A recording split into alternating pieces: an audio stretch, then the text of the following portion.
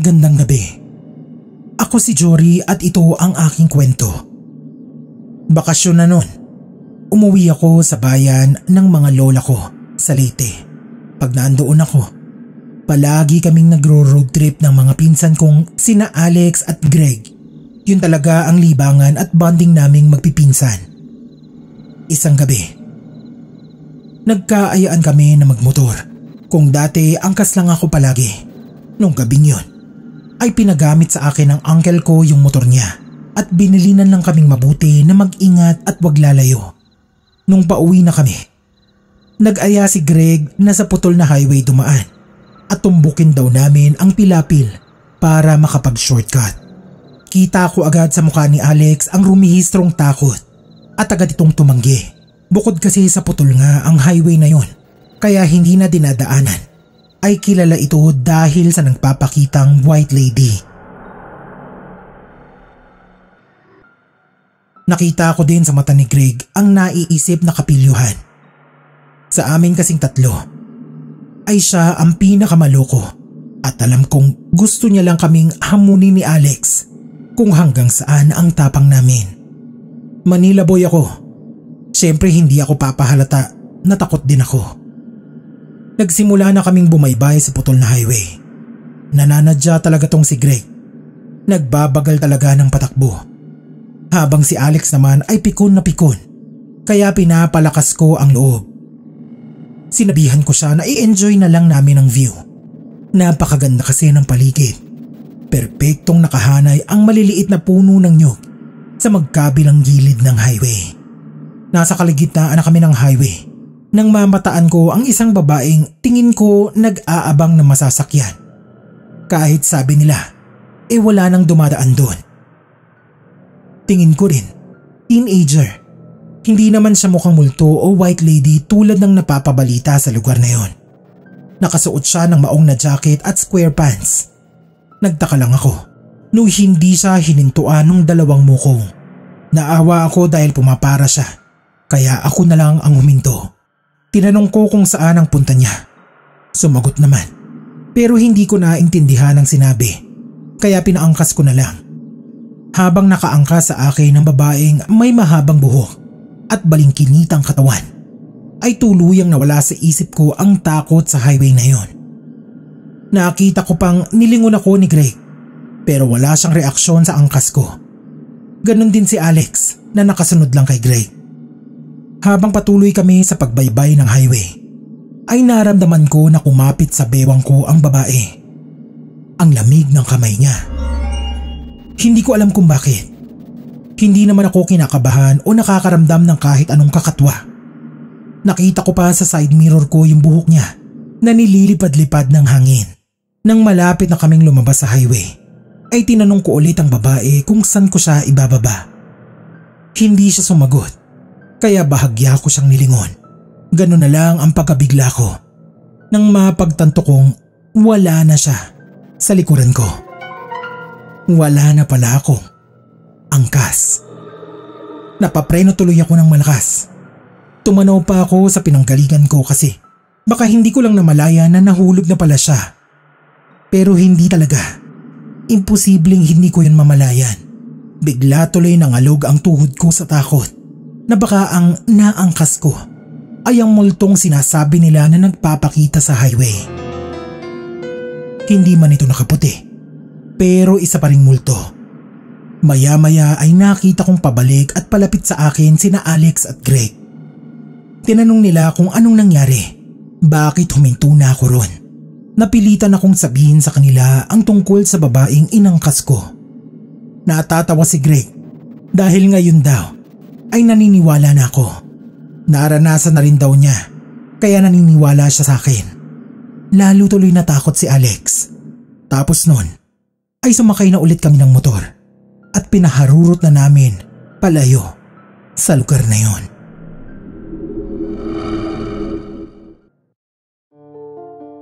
Magandang buhay.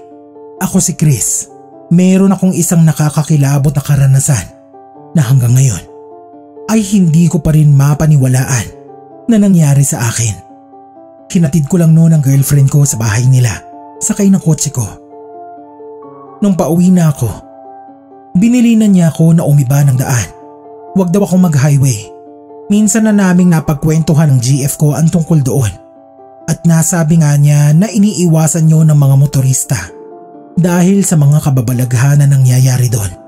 Bukod sa hindi ko kabisado ang tinuturo niyang daan, ay hindi rin ako mapaniwalain sa ganong kwento. Kaya tinawanan ko lang ang GF ko noon at sinabi ko pa na puro kalokohan lang yon. Sinabi niya na kung matigas talaga ang ulo ko at doon ko pa rin pipiliing dumaan, ay bumusina muna ako at magdasal para layuan ako ng kung anumang masamang espiritu na bumabalot sa highway na yon.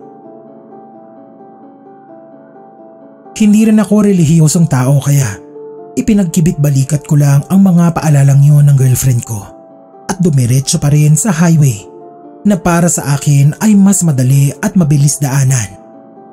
Walang ibang sasakyan ng mga oras na yon kasi alanganing oras na. Dahil wala nang ang laman halos ang kalsada, kaya mabilis ang takbo ko. Malapit na ako sa kalagitnaan nang makarinig ako ng kalabog sa likod ng sasakyan ko na parang may bumangga dito. Agad ako napalingon sa rearview mirror para tignan kung ano yung bumangga. Pero wala naman akong nakitang sasakyan. Nasundan pa ito ng isa pang kalabog sa bandang kanan, kaya tinignan ko naman ang side mirror. Pero wala talaga akong nakita na ibang sasakyang bumabaybay doon sa tabi ko. Nagsimula na akong kabahan. Nilalakasan ko na lang ang loob ko. Habang palingalinga ako sa paligid, ay bigla na naman uling may kumalabog ng malakas sa gawi ko na. Nang sisilipin ko ito sa bintana, ay napasigaw ako ng malakas nang bumulaga sa akin ng isang babae. Nakalutang ito sa ere at sumasabay sa takbo ng sasakyan ko. Nataranta ako. Hindi ko alam kung anong gagawin ko. Tayong-tayo ang balahibo ko sa sobrang takot. Inapakan ko ang silinyador at bumirit ng husto. Nagpagewang-gewang ang sasakyan ko. Nawawalan na ako ng kontrol sa sobrang pagkataranta. Napatingin ako sa rosaryong nakasabit sa manibela ko. Pilit yung isinasabit ng girlfriend ko nung bago bili pa lang ang sasakyan ko. Makakatulong daw yun sa akin. Hinawakan ko yun ng mahigpit at taimtim na nagdasal habang itinudo ko na ang pagpapaandar ng sasakyan. Hindi ako tumigil sa mabilis na takbo kahit hindi ko na nakikita ang nakalutang na babae. Pakiramdam ko kasi ay nasa tabi ko siya o kaya ay bigla na lang lilitaw sa loob mismo ng sasakyan ko at sasakalin ako. Pero hindi naman yun nangyari hanggang sa tuluyan akong makalayo sa highway na yon. Tagaktak ang pawis ko at habol ang hininga. Hindi ako makapaniwala na naranasan ko mismo ang dati tinatawanan ko lang na kwento ng girlfriend ko. May nadaanan akong simbahan. Kahit sarado pa yon ay inihinto ko ang kotse sa harap nun at saglit na nagdasal doon. Pagkatapos kong magdasal ay hindi pa ako umalis doon. Tinawagan ko ang girlfriend ko at sinabi sa kanya ang naranasan ko. Ako naman ang pinagtatawanan niya. Akala ko raw kasi ay nag-iimbento lang siya ng kwento. Marami na raw ang nakaranas ng ganoong pangyayari sa lugar na yon. Tuwing hating gabi o madaling araw.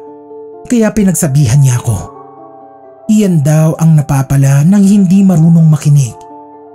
Tinanggap ko na lang ang litanya ng girlfriend ko. Dahil tama naman siya. Tawagin niyo na lang po akong Lemon. Palayaw sa akin yan ng mga relatives ko. Share ko lang yung nakita ko sa isang highway. Hindi ko na lang babanggitin ang eksaktong lugar nito. Pauwi ako noon sa probinsya, galing sa trabaho ko sa call center sa Makati. Kakatapos lang ng malakas na ulan kaya medyo mabagal ang patakbo ko. Alalay lang kahit nasa highway na ako. Bukod sa sarili ko ay iniingatan ko rin ang kotseng gamit ko dahil hiram ko lang yun sa kuya ko. Malapit na akong lumabas ng highway nang biglang may grupo ng mga taong patawid. Gulat na gulat ako kasi nakaitim silang lahat. May babae at may lalaki. Tapos nakapila sila habang patawid sa kabilang panig ng highway. Wala namang tawiran dun. Napakadelikado kaya bawal. Luminga ako. Nakita kong nagminor din ang mga kasabay kong motorista. Ibig sabihin, nakikita na rin nila ang nakikita kong grupo na patawid. Kung ganon, hindi sila mga multo. Iyon kasi ang unang pumasok sa isip ko nung makita ko sila, dahil hindi normal ang tumawid sa highway, lalo na at para silang nagpoprosesyon ng walang santo. Siguro tulad ko ay nagtataka rin ng ibang motorista. Nakita ko pa yung isang driver na napakamot ng ulo. May ilan naman na bumusina ng malakas. Na-curious ako kaya sinundan ko sila ng tingin. Tinignan ko kung saan sila lumiko. Alam ko ang lugar na nilikuan nila. Kaya paglabas ng highway ay nagmaniobra ako sa isang kanto at pinuntahan ko yung tinawiran ng grupo. Mahilig ako sa horror. At ramdam ko na talagang may mali sa grupong yun. Doon sa tinawiran nila at nilikuan ay alam na alam kong wala silang mapupuntahan doon dahil ang tinutumbok nun ay isang bangin. Pagdating ko doon ay tinabi ko ang sasakyan. Bumaba ako at hinanap ang grupo. Imposible na mawala agad sila dahil mabilis lang naman akong nakalabas ng highway at nakapunta ron. Luminga ako sa paligid. Wala talaga silang ibang mapupuntahan kundi ang direksyon na yon na tumutumbok sa bangin. Naglakad pa ako ng konti. Ni anino nila ay wala akong natanaw. Napakamot na lang din ako sa ulo sa kakaisip kung anong klaseng mga tao yon. Sigurado naman ako na hindi lang ako nakakita sa kanila dahil nga napahinto rin yung mga kasabay ko sa highway kanina. Bumalik na ako sa sasakyan at umalis sa lugar na yon. Na makauwi ako sa amin, nabanggit ko sa papa ko ang nakita ko. Sabi ko may grupo ng mga nakaitim na tumawid sa highway tapos nagpunta sa alanganing lugar. Bangin na lang kako ang nandoon at hindi ko na sila nakita. Nagulat ako kasi alam pala yun ng papa ko. Kulto raw ang mga yun. May sikretong daan daw doon na hindi ko alam. Tinanong ko siya kung paano niya nalaman. Noong araw pa daw kasi yun. Noong hindi pa highway ang lugar na yun. Talahiban pa. Buhay na ang kultong yun na pinasa na lang sa mga sumunod na henerasyon. Naging miyembro daw noon ng lolo ko. Naging interesado ako sa sinabi ni papa. Kaya nag-usisa pa ako kung ano pa ang nalalaman niya sa kultong yun. Pero wala na siyang maibigay na detalye sa akin. Kasi masyadong malihim ang lolo ko na naging miyembro nun. Bawal siguro sa kanila na magsabi ng kahit anong detalye tungkol dun. Hinala nga nila ay yun ang dahilan kung bakit natagpuan na lang na walang buhay ang lolo ko nung kumalas ito sa grupo. Ang sabi, inatake sa puso. Pero may kamag-anak daw namin ang nakakita ng isang anino ng lalaki na nanggaling sa silid ni lolo nung araw na mamatay ito. Hanggang ngayon, palaisipan pa rin sa akin ang tungkol sa kulto na yon na nakita ko sa highway.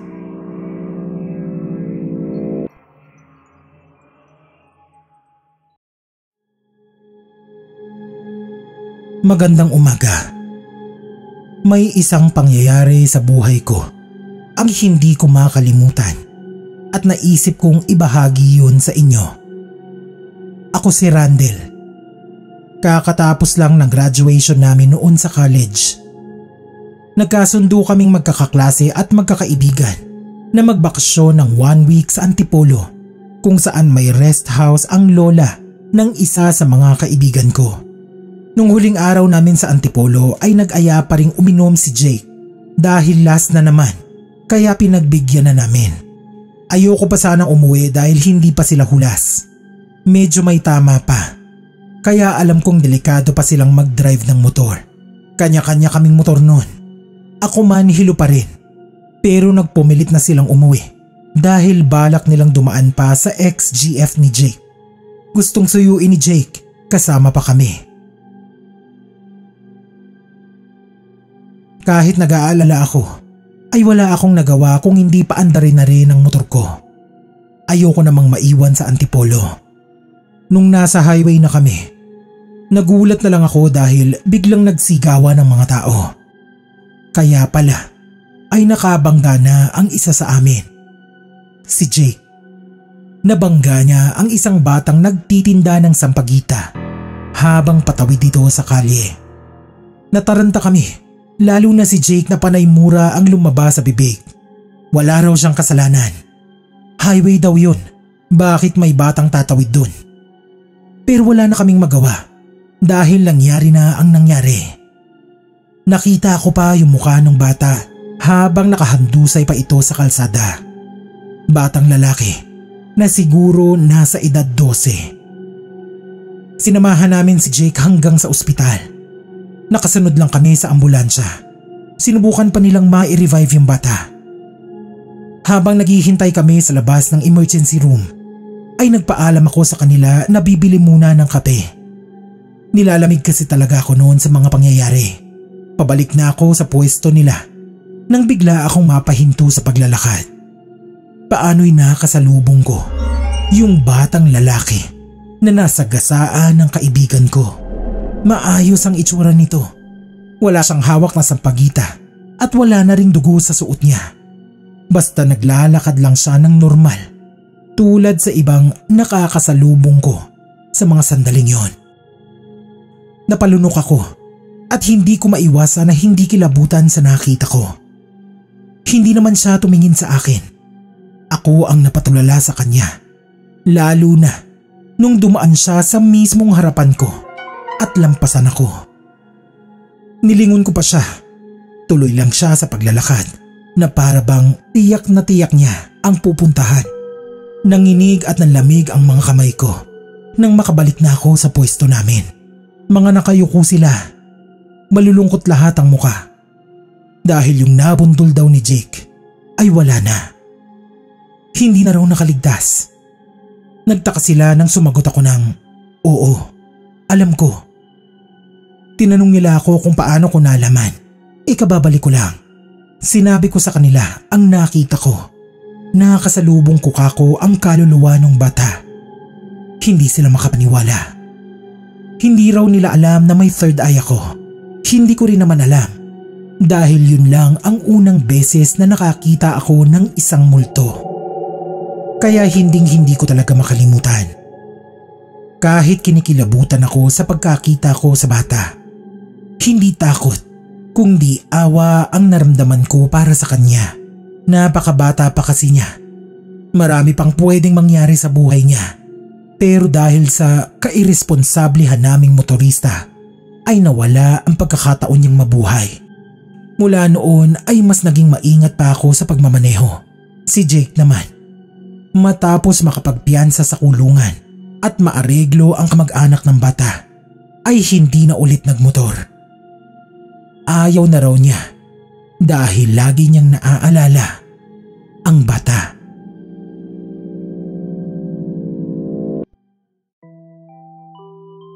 Hello sa inyo. Ako po si Noni. Buwan ng March noon, umuwi ako sa nanay ko sa Tagkawayan, Quezon. Dahil may inaasikaso akong mga dokumento. 3 araw lang ako doon dahil hindi ako pwedeng mawala ng matagal. Yun lang ang paalam ko sa amo ko. Kaya kahit anong pigil ni nanay, ay nagpilit pa rin akong bumalik ng Maynila kahit masama ang panahon at medyo masama rin ang pakiramdam ko. Pasado 7:00 ng gabi, nag-aabang ako ng bus pa Maynila sa kanto ng Tabason. Hindi na ako nagpakatid kina nanay dahil nga malakas ang hangin. Medyo matagal rin ako nakaupo at naghintay sa waiting shed dahil madalang talaga ang dumaraan doon. Saktong pabuhos na ang ulan nang matanaw ko ang isang bus na paparating. Muntik pa nga ito lumagpas dahil hindi ko kaagad nabasa. Madilim ang signboard. Pag-akyat ko ng bus ay medyo nairita ako dahil hindi man lang binuksan ng driver ang ilaw at hindi pa ako nakakaupo ay pinatakbo na agad. Sa dulo pa naman ako napaupo. Wala akong nakitang bakante sa unahan at gitna. Maya-maya ay nakita kong palapit na ang konduktor para singilin ako kaya hinanda ko na ang pamasahe. Nakasimangot ito nang makalapit at kakamot-kamot na pabulong-bulong. Dinig ko naman ang sinabi na pinahirapan ko pa raw siya. Nagtaka ko kung bakit. Hindi naman buo ang pera na ibinayad ko. Nang makalayo siya, ay ihinanda ko na ang sarili ko sa ilang oras na biyahe. Umayos ako ng upo kung saan ako magiging komportable at inayos ang CP para makapag-sounds. Ikinabit ko ang earphones para hindi ako makaistorbo sa mga pasahero na napansin kong halos natutulog lahat. Ako naman. Mula't mula pa hindi ko talaga nakasanayan na matulog sa biyahe. Makaraan ng ilang oras ay nakaramdam ako ng ginaw. Nakajacket naman ako noon pero ramdam ko pa rin ang kakaibang lamig. Kaya tumayo ako para sana i-adjust ang aircon. Pero nagulat ako na may paper tape pala ito at may nakasulat na out of service. Napatingin ako sa mga malapit sa akin na aircon outlet. Hindi naman nakatapat ang mga ito sa akin. Pero bakit sobrang lamig? Niyakap ko na lang ang sarili ko. Bandang Candelaria na nang mapansin kong bumabagal ang takbo ng bus. Mukhang balak huminto sa isang kainan sa tabi ng highway. Mabuti naman ka ako para makakain din ako dahil gutom na rin ako noon. Isinukbit ko na ang bag ko at naganda ng bumaba. Nang huminto ang bus, nasa kalagitnaan na ako nang magbukas ng ilaw ang driver sabay baba. Sa pagliwanag ng loob ng bus ay napatigil ako sa paglalakad. May ilang segundong nakatayo lang ako hanggang dahan-dahan kong inisa-isang tignan ang mga upuan. Nanlaki ang mga mata at ulo ko nang makita ko na bakante lahat ang mga ito. Walang mga pasahero, walang mga tao sa loob ng bus maliban sa akin, sa driver at konduktor na agad bumaba. Pagtigil namin sa gilid ng kainang yon, naniga sa mga binti ko at hindi ko alam paano hahakbang. Nasa ganun akong sitwasyon nang biglang sumilip ang konduktor sa pinto. Tinanong niya kung iihiba muna raw ako dahil ililipat na lang nila ako ng ibang bus. Tinanong ko kung nasaan ang mga pasaherong kasakay ko. Halos mabingi ako sa sinabi ng konduktor na wala naman silang ibang sakay mula Tagkawayan maliban sa akin. Kaya nga daw ililipat na lang nila ako sa ibang bus na naghihintay doon. Hindi ko na alam kung paano ako nakalipat ng bus. Lutang ang isip ko sa buong biyahe. Hindi mawala-wala ang kilabot sa katawan ko hanggang sa tinapik na lang ako ng konduktor. Nasa terminal na nila kami sa Ligarda.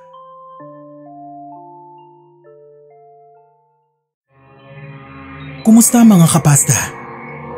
Ako po si Kay ng Scream PH, ang inyong narrator para sa episode na to. Iniimbitahan ko po kayo na bumisita rin sa channel ng Scream PH.